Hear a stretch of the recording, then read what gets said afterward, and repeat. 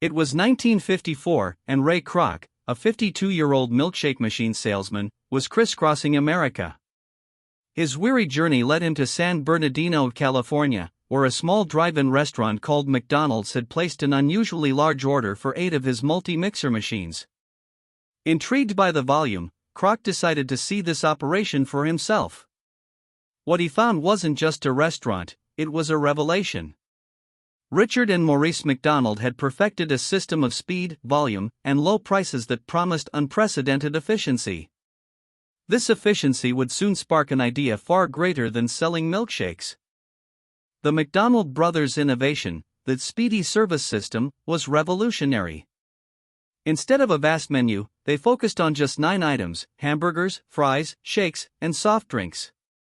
They pre-cooked patties, pre-toasted buns, and employed assembly line principles.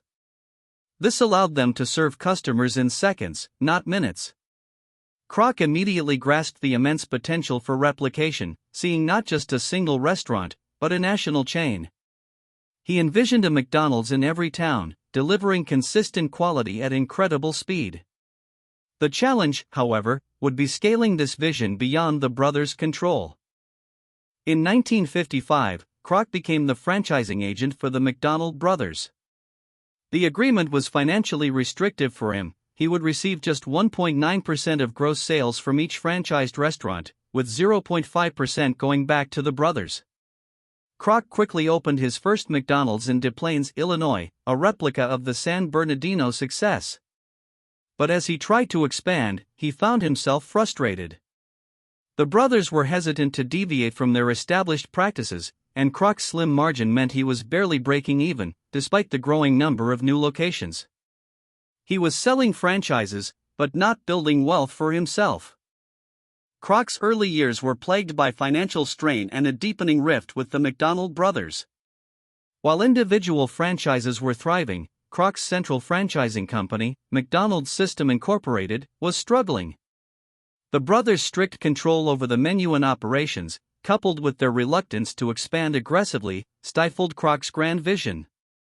He saw the immense potential of a national chain, yet his hands were tied by the original agreement.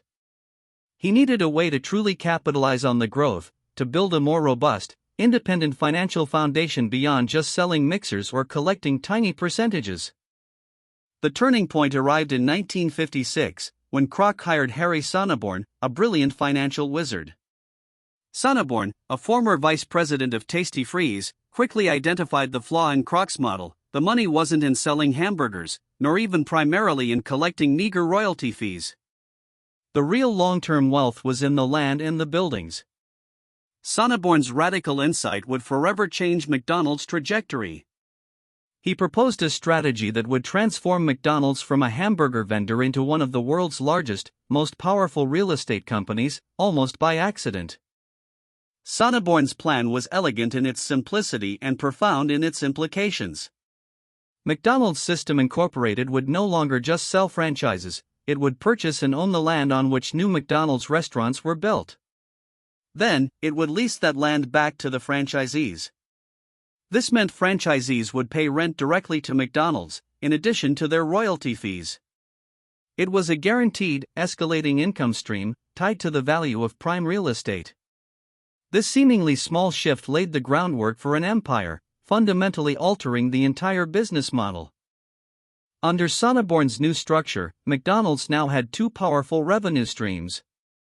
First, the franchise fees and a percentage of gross sales, royalties, from each store. Second, and increasingly more significant, was the rental income from owning the land and buildings. This created a highly stable and predictable financial foundation. Unlike the volatile food service business, real estate tends to appreciate over time and provides a steady cash flow, largely immune to the daily fluctuations of burger sales. This diversification was key to long-term profitability and resilience. By 1960, Kroc had opened over 200 McDonald's restaurants, all operating under Sonneborn's real estate model. Just 3 years later, in 1963, McDonald's served its 1 billionth hamburger. This staggering number was a testament to the speedy service system's efficiency, but the financial backbone supporting this rapid expansion was the real estate strategy. The company's ability to acquire prime locations, develop them, and then lease them back to eager franchisees fueled unprecedented growth. The burgers were the product, but the land was the engine of wealth. The growing tension between Kroc and the McDonald brothers became unsustainable. Kroc, driven by Sonneborn's vision, wanted complete control to accelerate expansion.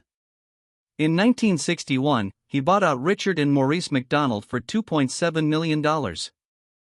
This hefty sum, equivalent to over $27 million today, was financed through a mix of loans and investor funds. Kroc now had unfettered control, free to implement the real estate-centric model without resistance. The symbolic price tag also meant the brothers effectively forfeited the massive future real estate gains from the empire Kroc would build. To formalize and manage this real estate strategy, McDonald's established the Golden Arches Realty Corporation. This subsidiary became the actual owner of the land and buildings for most McDonald's restaurants. It's a critical distinction: franchisees don't just lease a business model, they lease the physical location itself from McDonald's. This structure provides enormous leverage.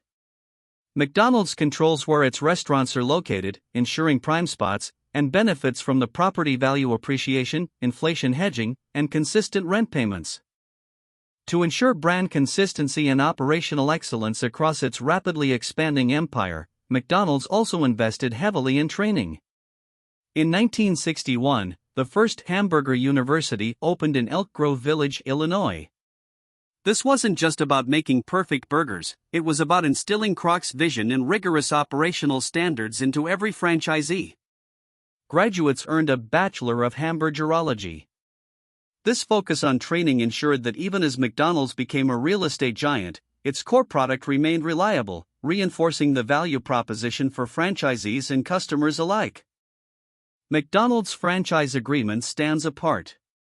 While other franchisors profit solely from fees and royalties on sales, McDonald's adds the powerful layer of landlord. Franchisees typically sign a 20-year agreement, paying a base royalty fee, currently around 4% of gross sales, plus rent. This rent isn't just a fixed sum, it's often a percentage of sales itself, or a fixed rate with scheduled increases, ensuring McDonald's profits more as the franchisee succeeds. This dual stream makes their agreement one of the most lucrative for the franchisor in the industry. Let's look at the numbers. While McDonald's still generates significant revenue from food sales at its company-owned stores, the vast majority of its operating income comes from the rental income and royalties from its franchised locations. In recent years, rent and royalty income has consistently accounted for around 60 to 70% of the company's total revenue. This is a critical distinction. Profit margins on real estate are far higher than on selling food. This model transforms McDonald's into a cash flow engine, largely insulated from the high costs and slim margins of the restaurant business itself. To truly appreciate McDonald's unique position, consider its peers. Companies like Burger King or Wendy's predominantly generate revenue from food sales and smaller royalty fees. They often do not own the land or buildings for the majority of their franchised locations. McDonald's, however, has structured itself to benefit from two distinct, yet complementary, industries: fast food and commercial real estate. This dual identity is its secret weapon, providing unparalleled financial stability and growth potential that its competitors simply can't replicate. The real estate model also offers a powerful hedge against inflation. As property values and rents generally increase with inflation, McDonald's rental income streams are often designed to escalate, protecting its margins. The value of its vast real estate portfolio also tends to appreciate, providing a robust asset base. While the cost of ingredients and labor in the restaurant business can be volatile, McDonald's landlord position provides a more stable, inflation-resistant source of income, further cementing its financial strength in uncertain economic times. Today, McDonald's is one of the world's largest private owners of real estate. With over 40,000 locations in more than 100 countries, the sheer scale of its property portfolio is immense. This global footprint includes thousands of acres of land and buildings in prime commercial locations worldwide. Imagine the cumulative value of these properties, constantly appreciating and generating rental income. It's a testament to Sonneborn's vision and Kroc's relentless execution, transforming a simple burger joint into a real estate titan operating under the guise of a fast food chain. In recent years, McDonald's has leaned even further into this model, divesting many of its company-owned stores and converting them to franchised locations.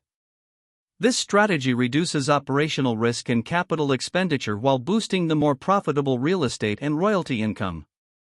While burgers, fries, and shakes remain the beloved products, they serve primarily as the conduit for securing tenants for McDonald's vast property empire. The iconic golden arches are, in essence, a giant for rent sign on some of the world's most valuable commercial plots. The story of McDonald's is a masterclass in business model innovation. It's a tale of how a keen eye for efficiency, combined with a revolutionary financial strategy, built an enduring empire. Ray Kroc's drive and Harry Sonneborn's brilliance converged to create a company that understood its true value lay not in the speed of its service or the taste of its food, but in the ground beneath its feet. McDonald's doesn't just sell billions of hamburgers, it owns the ground those billions are sold upon. This subtle but profound distinction is the real secret behind the Golden Arch's enduring success.